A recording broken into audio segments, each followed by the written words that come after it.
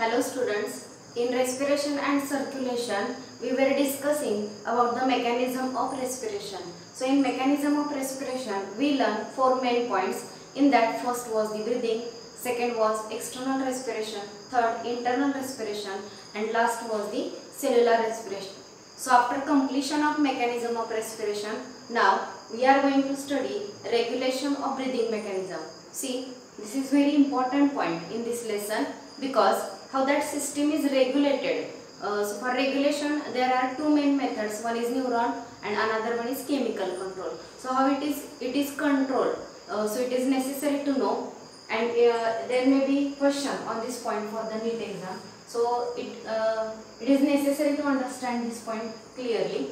Now this point given differently in NCERT and in state board. So regulation of breathing, some content which is given in the state board is different and given in NCERT is quite different. Okay, actually थोडं similar आहे, तर त्याच्यामध्ये similarity आपल्याला शोधायला लागेल. फक्त सगळ्यांनी पहिल्यांदा मी जे देते ते स्टेट बोर्ड मधले, ते सगळ्यांनी व्यवस्थित समजून घ्या. See, regulation of breathing. So in previous lecture I have told these points. So first is adult human breathe for 12 times per minute. So in adult human being, rate of respiration is about 12 times per minute. We breathe for 12 times in 1 minute. But in newborn babies, rate of respiration is 44 times per minute. So newborn babies respire 44 times per minute. So their respiration rate is faster than adult respiration rate. Now our respiration is controlled by two ways. One is nervous control and another one is chemical control. Now what is meant by control of respiration? So control of respiration means change in rate. So how fast or how slow we breathe, that rate can be changed, and depth of breathing means we can breathe deep or we can breathe normally or we can breathe normally. So this depth of breathing can also be regulated. So respiration can be regulated by two ways, by changing rate of breathing, and second one is depth of breathing. So in two ways that respiration is controlled. And for control of respiration, once again there are two methods. One is nervous control and another one is chemical control. So तुम्ही जर सगळं read केलं तर nervous control आणि chemical control असं separate state board किंवा NCERT मध्ये दिलेलं नाही. ते तुम्हाला नीट लक्षात घ्यायचे की काय नर्वस कंट्रोल आहे, काय केमिकल कंट्रोल आहे.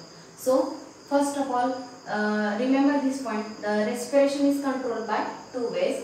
One is nervous control and another one is chemical control. So next point, normal breathing is involuntary process. So when we breathe normally in resting state, that normal breathing, it is actually involuntary. But you can say or you will ask respiration is only involuntary. So its answer is not. It can be voluntary also. So respiration it is of two types, involuntary as well as voluntary. So how it is involuntary and how it is voluntary, that we are going to learn. Now steady rate respiration is controlled by neurons. So our steady rate of respiration means steady rate of breathing, it is controlled by neuron, and when it is controlled by neuron, it comes under the nervous control. So first we are discussing about the nervous control. So what is nervous control? See, in nervous control, neurons are located in the two regions of the brain. One is pons and another one is medulla oblongata. See, in a state board book they have given one diagram. In that diagram, suppose this is our brain. In this brain, at this point, there is one region, and after that there is this region. So these regions, this is called as medulla and this is pons. So some neurons located in this medulla and neurons located in this pons. Mainly those neurons are involved in the regulation of breathing. So student, first of all, remember this point. Respiration is controlled by two ways. One is nervous control and another one is chemical control. Now breathing is involuntary, but sometimes it can be voluntary also. Now steady rate of respiration is controlled by neuron. Means first we are discussing about the nervous control. So in nervous control, steady rate of respiration is controlled by the neurons. So where these neurons are located? In the brain. So in the brain there are two regions, one is pons and another one is medulla. So medulla and pons, these are the two regions where neurons are located, and those neurons control the rate of respiration.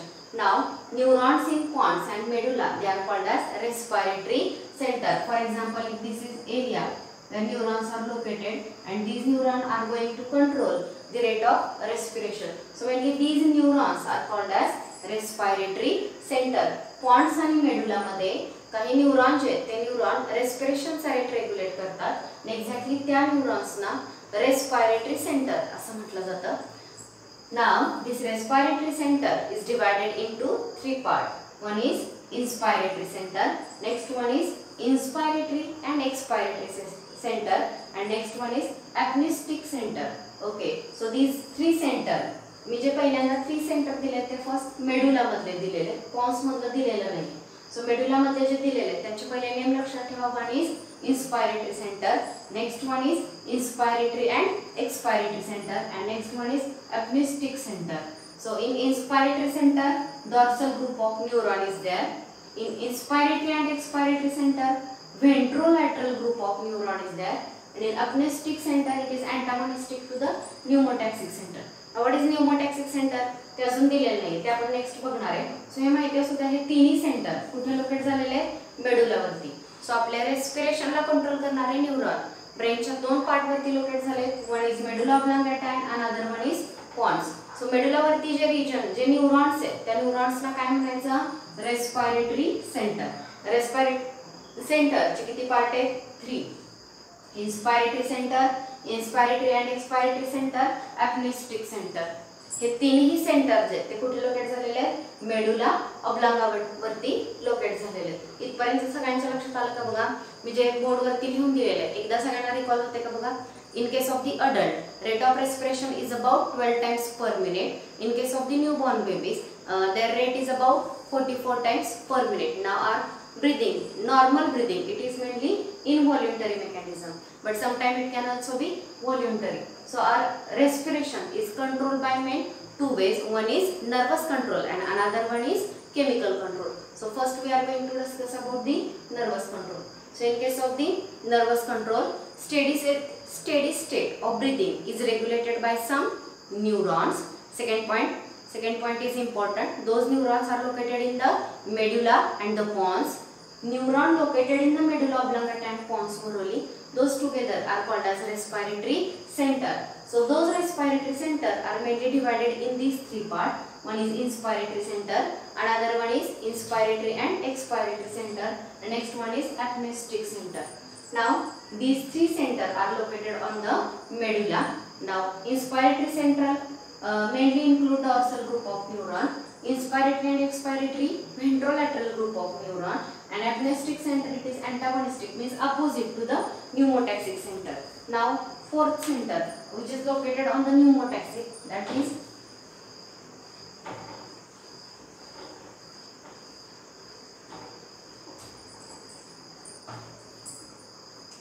next is pneumotaxic center.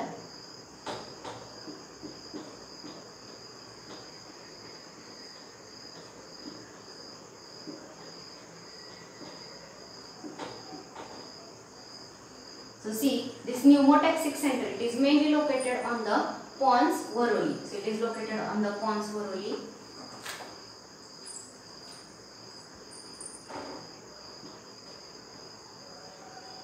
And it limit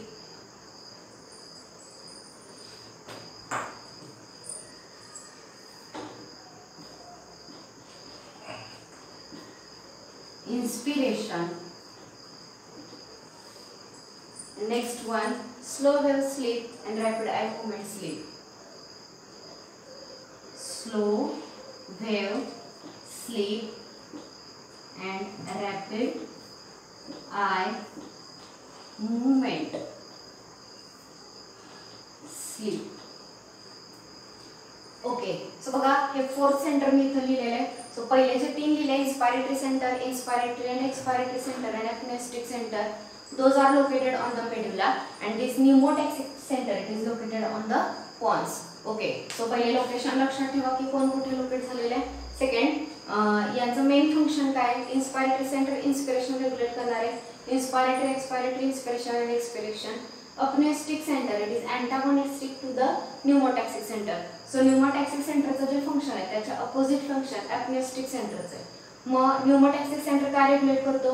it limit inspiration, slow wave sleep, rapid I movement sleep. Inspiration limit करतो म्हणजे inspiration कमी करणं जास्त करणं हे regulate करतोय. पण अजून दोन दिलेले slow wave sleep and rapid I movement sleep. So हे जे दिलेलं आहे हे एनसीईआरटी मध्ये नाही दिलेलं, फक्त स्टेट बोर्ड मध्ये दिलेलं आहे. तुम्ही जर सर्च केलं तर तुमच्या लक्षात येईल की स्लीप जी आहे ती 5 स्टेजेस मध्ये डिवाइड केली जाते आणि त्यातली जी स्टेज आहे ती रॅपिड आय मूवमेंट स्लीप म्हणजे ज्याच्यामध्ये आयची रॅपिड मूवमेंट जी आहे ती केली जाते.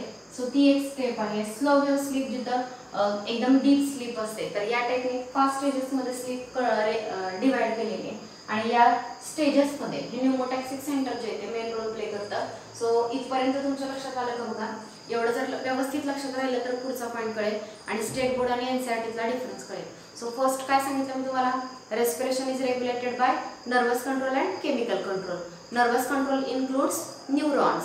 Those neurons are located on the medulla and pons. So neurons located in the medulla and pons together they are called as respiratory center. So respiratory center is divided actually in 4 parts: inspiratory center, inspiratory and expiratory center, and apneustic center. So these 3 centers are located on the medulla. And next one is pneumotaxic center. It is located on the pons only. So pneumotaxic center limits inspiration, slow wave sleep, and rapid eye movement sleep. And opposite to this there is apneustic center. जे opposite function इथे केले जाते आणि inspiratory center inspiration हे inspiration and expiration regulate करण्याचं काम करेल. So this is about the main center which are going to regulate the rate of respiration. Now we are going to learn how duration of inspiration or expiration is regulated. So inspire करताय पण किती inspire होणार, किती air आतमध्ये घेतली जाणार त्याचं limitation आहे. मग हे लिमिटेशन न्यूरॉन कडून कसं ठरवलं जातं हे आपण नेक्स्ट बघणार आहे. So next is during inspiration what changes take place in this centre. C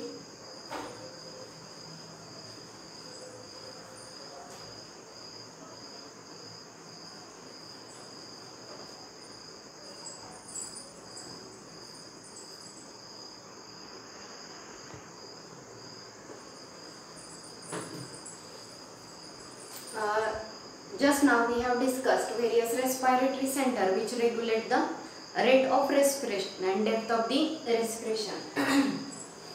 Now we are going to discuss how that inspiration and expiration is regulated by various neurons. So what happened during inspiration and what happened during expiration. See आणि सगळ्यांनी व्यवस्थित हे समजून घ्या की याच्यामध्ये exactly काय होतं.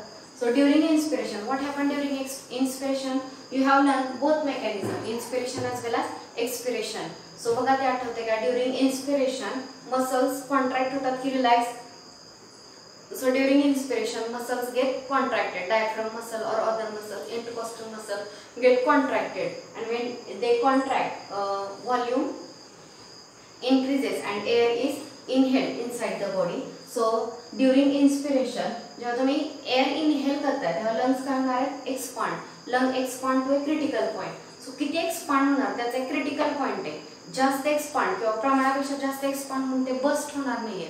So just lung expand to a critical point. एका क्रिटिकल पॉइंट पर्यंत एक्सपांड होतील. ओके, एका क्रिटिकल पॉइंट पर्यंत एक्सपांड झाल्यानंतर तिथून पुढे काय होईल.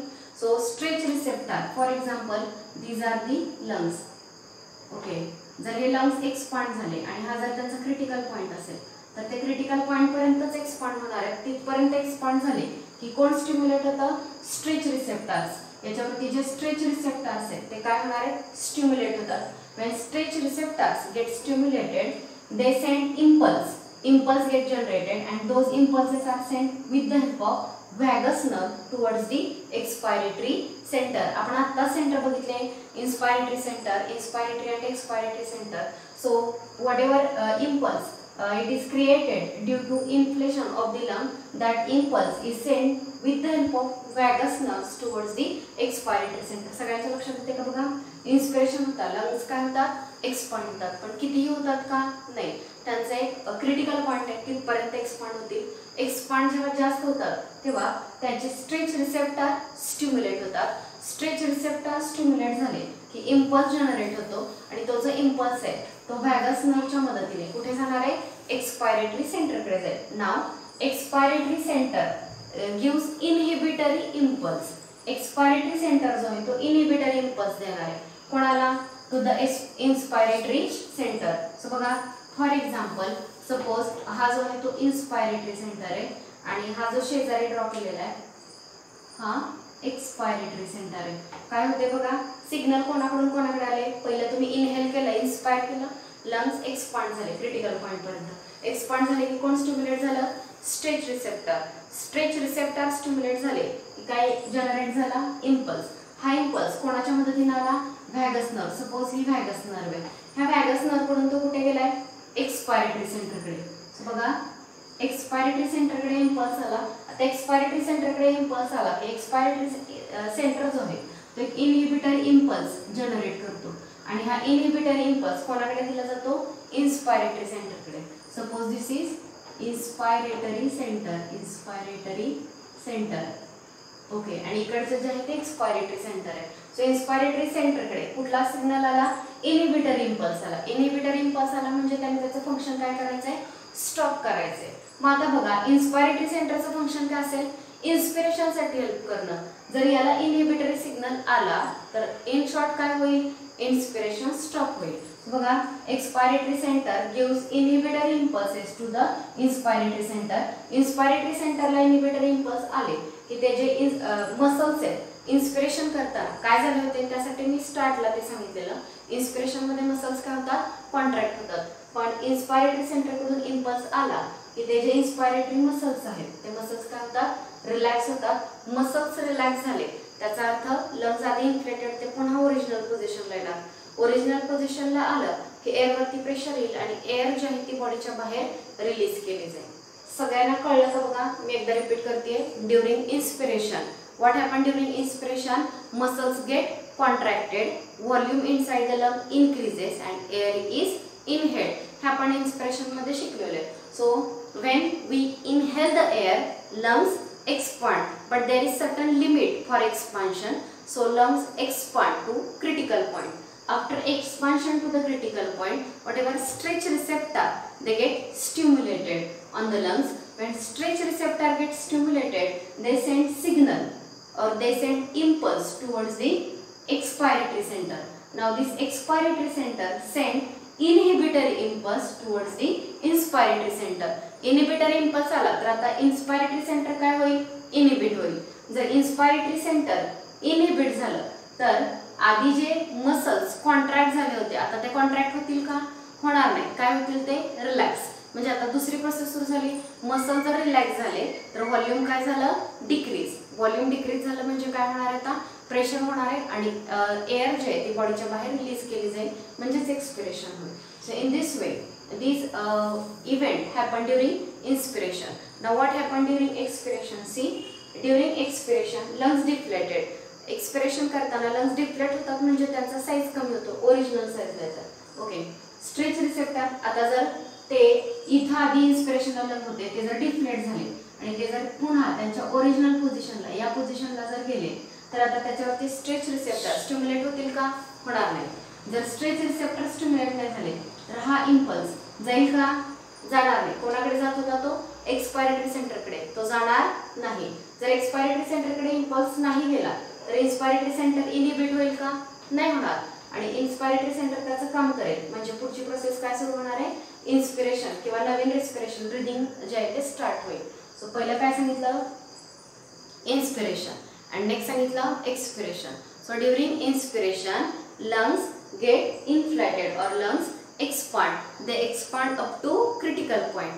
When they expand, stretch receptor on the lungs get stimulated. When the stretch receptor gets stimulated, impulse is sent with the help of vagus nerve towards the expiratory center. Expiratory center कडे impulse आहे. Now expiratory center gives inhibitory impulse to the inspiratory center.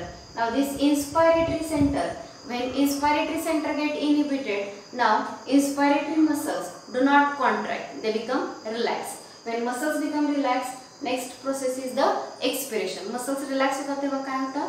Expiration. Now during expiration, lungs are deflated, means they comes at their original position. When they get deflated, now stretch receptors are no more stimulated. When stretch receptors are not stimulated, signal is not given towards the expiratory center.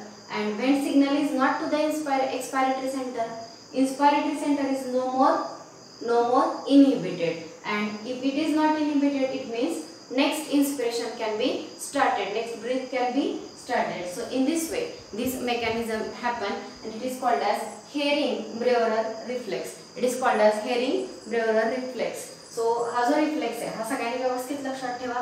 आता तुम्हाला इथपर्यंत कळलं का बघा. आपण regulation of respiration study करतोय. किती मेथडने regulate केलं जातं? 2. नर्वस कंट्रोल आणि केमिकल कंट्रोल. आतापर्यंत जे शिकतोय ते नर्वस कंट्रोल आहे. नर्वस कंट्रोल मध्ये काय येतात? न्यूरॉन्स लोकेट कुठे झालेले आहेत? मेडुला अँड पॉन्स भरोली. त्या न्यूरॉन्सना एकत्रितपणे काय म्हणायचं? Respiratory center. रेस्पिरेटरी सेंटर किती पार्ट मध्ये डिवाइड केले? तर main 4.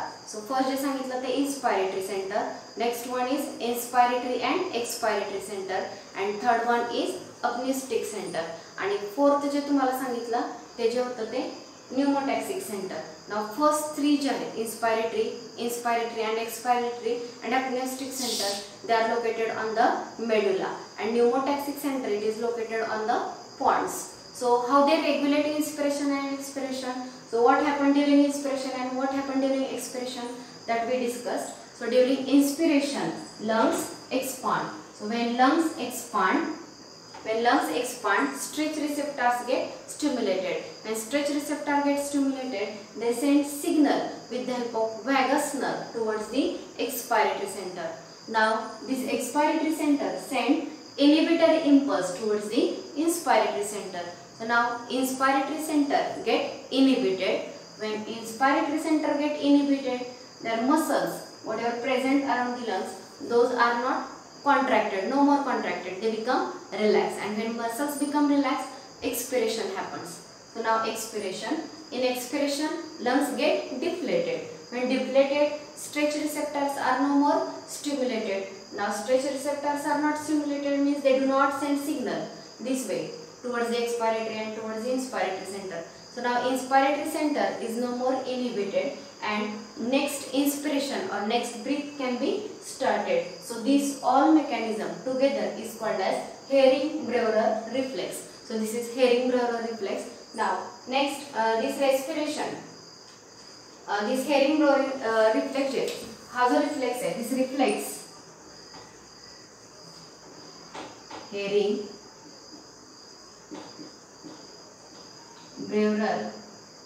reflex prevents lungs from bursting.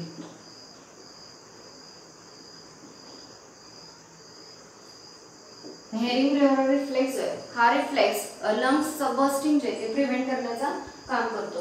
So this is about the regulation of respiration. Now start ला मी तुम्हाला सांगितलं respiration regulation or respiration is voluntary as well as involuntary. दोन्ही वे.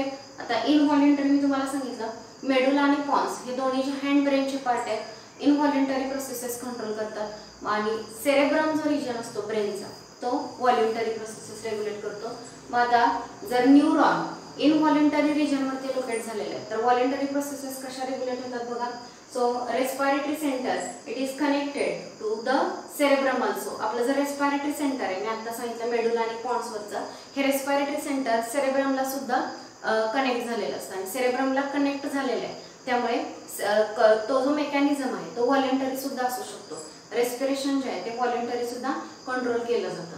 So in this way respiration is voluntary as well as involuntary. फक्त medulla आणि Pond's हे जेव्हा regulate करतात तेव्हा ते इनव्हॉल्युंटरी आहे, आणि हे जे सेंटर आहेत ते कोणाला कनेक्ट झालेले आहेत? सेरेब्रमला with the help of neurons. So cerebral कॉर्टेक्सला ते कनेक्ट झालेले आहेत आणि त्याच्यामुळे हा व्हॉल्युंटरी. सो व्हॉल्युंटरीली तुम्ही तुमच्या ब्रीदिंग पॅटर्न मध्ये चेंज करू शकता, but this is up to certain limit. म्हणजे जर तुम्ही ठरवलात की ब्रीदिंग स्टॉप करायचं आहे, सो काही लिमिट पर्यंत तुम्ही स्टॉप करून ठेवू शकता, काही लिमिट नंतर ते स्टार्ट होणारच आहे. सो एक लिमिट पर्यंत तुम्ही व्हॉल्युंटरीली ब्रीदिंग रेट रेग्युलेट करू शकता. सो सो हा जो डाऊट आहे की ते इनव्हॉल्युंटरी आणि व्हॉल्युंटरी दोन्ही कसं आहे.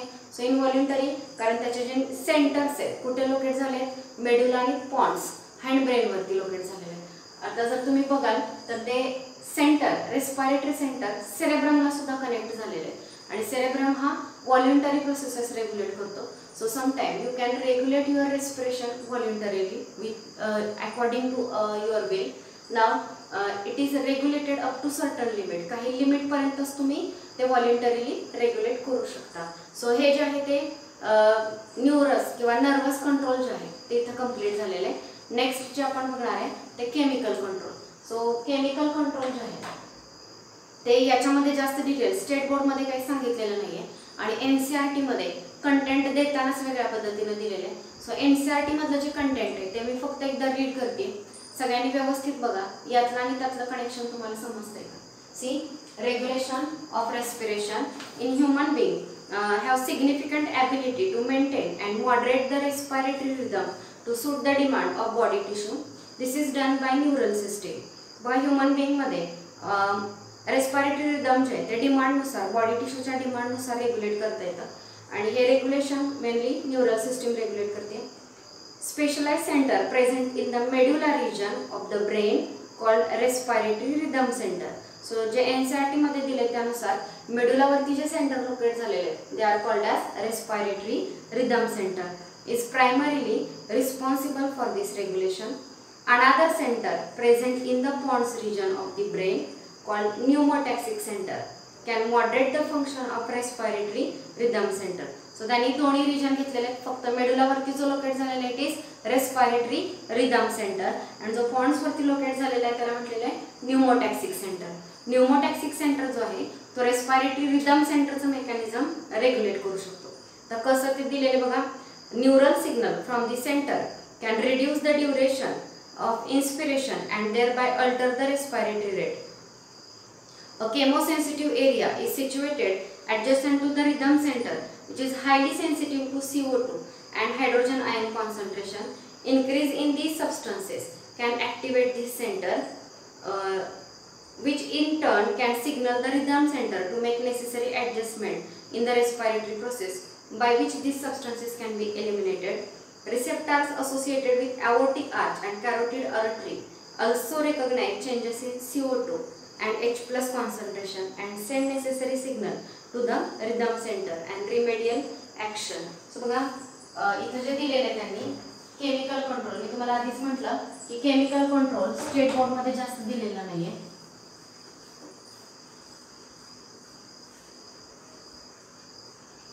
न्यूरल कंट्रोल जो आपण स्टेट बोर्ड मधून स्टडी केला तर त्याच्यामध्ये त्यांनी 4 सेंटर दिले. इन्स्पायरेटरी अँड एक्सपायरेटरी, अपनेस्टिक आणि न्यूमोटॅक्सिक सेंटर.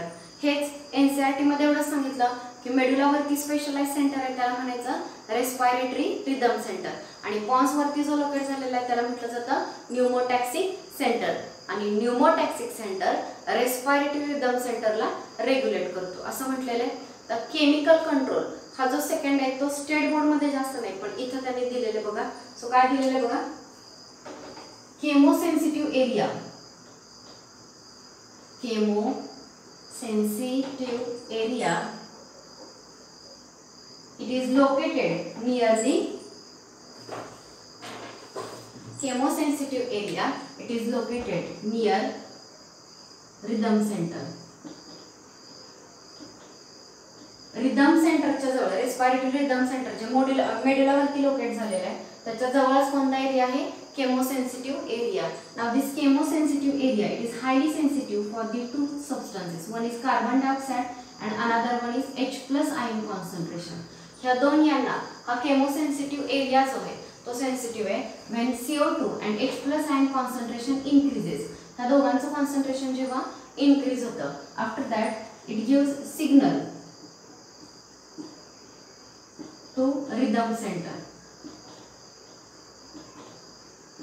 बघा CO2 and H+ ion concentration जर इन्क्रीज झालं तर हे केमोसेन्सिटिव्ह एरिया तो डिटेक्ट करतो आणि सिग्नल रिदम सेंटरला सेंड करतो आणि रिदम सेंटर नेसेसरी ऍडजस्टमेंट म्हणजे इन्स्पिरेशन किंवा एक्सप्रेशन हे सबस्टन्सेस रिमूव्ह करण्यासाठी ज्या गोष्टी करणं गरजेचं आहे CO2 आणि H+ ते ऍडजस्टमेंट जे ते रिदम सेंटर कॅरी आउट करतं. आणि अजून एक दिलेलं आहे carotid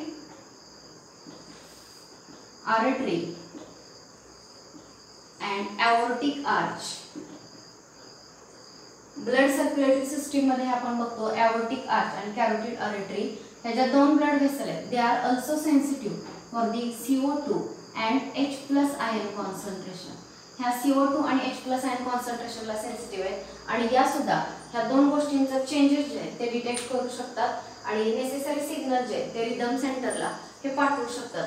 सो मुलांनो, केमिकल कंट्रोल मध्ये मेन CO2 आणि H+ आयन हे कसे रेस्पिरेशन रेग्युलेट करतात हे तुम्हाला लक्षात ठेवायचं आहे. So according to NCERT, chemosensitive area is located near the rhythm center. Now this chemosensitive area is sensitive for the two substances. One is CO2 and another one is H+ ion concentration.